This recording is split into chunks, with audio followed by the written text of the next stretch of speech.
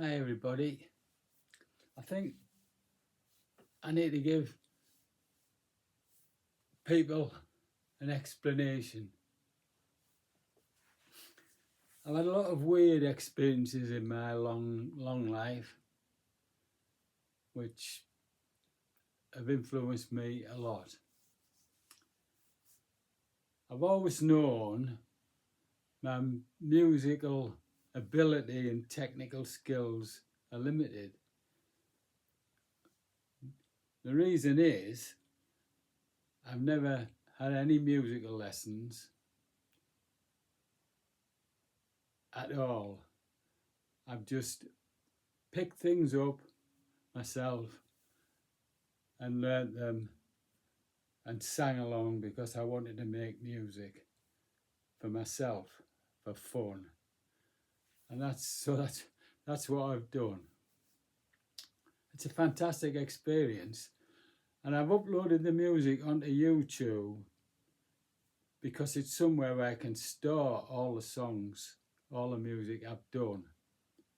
Somewhere where they'll be there for people in future generations to listen to and hear someone. I've always said that anybody can sing and play instruments, which will be possibly good enough for their own self-satisfaction, because music is in the eye or in the ears of the listener. It's not bad, it's not good, people aren't better than others. I admit, people prefer to listen to music that they want to listen to, but that doesn't mean to say any other people's music is bad.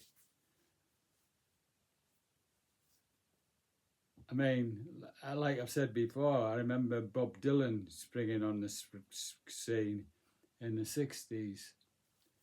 And at that time, only a few people enjoyed his music. And I'm glad to say that I was one of them. A lot of adults, when I was a young man, and people around thought Bob Dylan was absolute terrible. They said he couldn't sing. He was out of tune, he couldn't play his guitar, it was tuneless. But to me, he was a poet. The music came from his soul. And he touched the chord, and I didn't care what anybody else said. Anyway, what I wanted to tell you was my musical experience of listening to music and trying to play, because I started in a skiffle band when I was 12, playing a homemade double bass, which was a tea chest, a few guitars. We used to sing all the skiffle songs. Freight train, going so fast, freight train. And Lonnie Donegan's, well, bring a little water, won't you bring a little water now? Won't you bring a little water, Susie, babe, every little once in a while.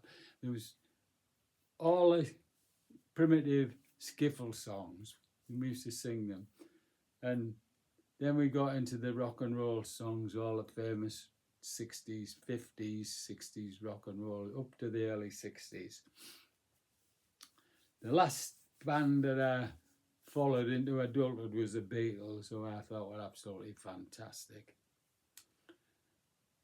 And then, around about 1970, music basically stopped for me, other than classical music. I listened to classical music records because I built a stereo system, a Sinclair stereo system. It was absolutely fantastic. The music was amazing. So I gave up. I had very little to do with pop music from then. And I listened to very little pop music because I was busy working, busy looking after a growing family and everything else, until around 2010. I used to still play 2 or 3 chords on my guitar and sing along in the way just for myself at home and stuff. But anyway, around 2010, it was just after I'd retired from work.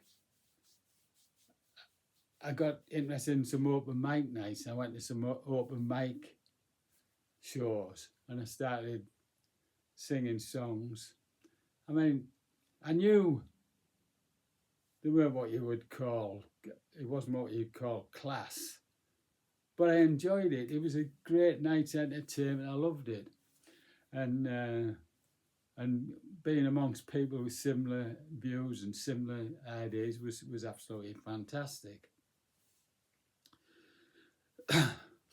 But then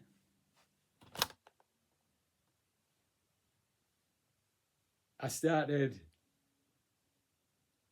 wanting to write some songs and write music and words and lyrics and stuff like that. So I started off, it was difficult at first. I found it very difficult and it didn't sort of come naturally. I can't read music, so that was out of the question. What I would do was memorize the musical chords and write the words down and then record it and then listen to it a few times until I knew I could play it offhand. Right? Now, you might think, where's all this leading? Well, where it's all leading is, since 2010, when I got back into music, with the internet and stuff like that, it gave me access to lots and lots of different music that I'd never heard. So I started, I love listening to independent people, all the people like myself who come on YouTube and play songs. I just find it absolutely fascinating. But also I started listening to music that I'd never heard before. And I've come across some great people that's influenced me, and I've even tried to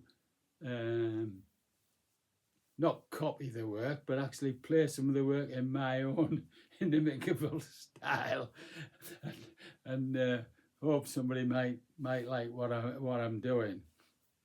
Right, now the point of this is, one of the artists I've recently come to look at is Frank Zappa. I mean, I'd never heard of him or his music until it just popped up on YouTube, and I thought, this bloke really appeals to me. His music I thought was great. But anyhow, on one of his records, he mentioned what he called outsider music, and it struck a chord with me.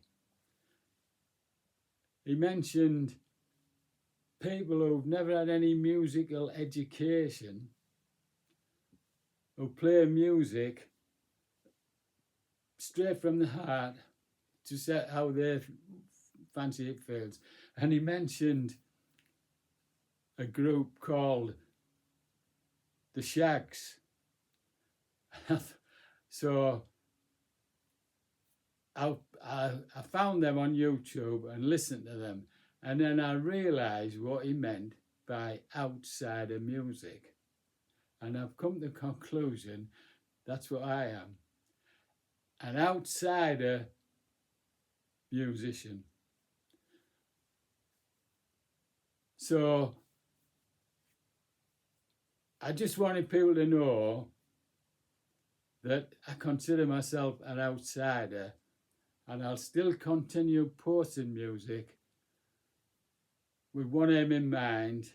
Hopefully the people might listen to it and consider it in terms other than comparing me to what's similar to AI music, stuff done in studios, fiddled with, different things put in, different things taken out, and it taken hours and hours, voice modifications and all sorts of stuff like that. You know, I don't want to be compared to them because really, a lot of their music is not real. It's not real. It's not authentic. But the majority of people enjoys it. So be it.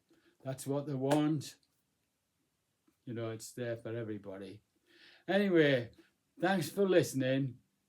Peace and love to everyone. And remember, outsiders are us.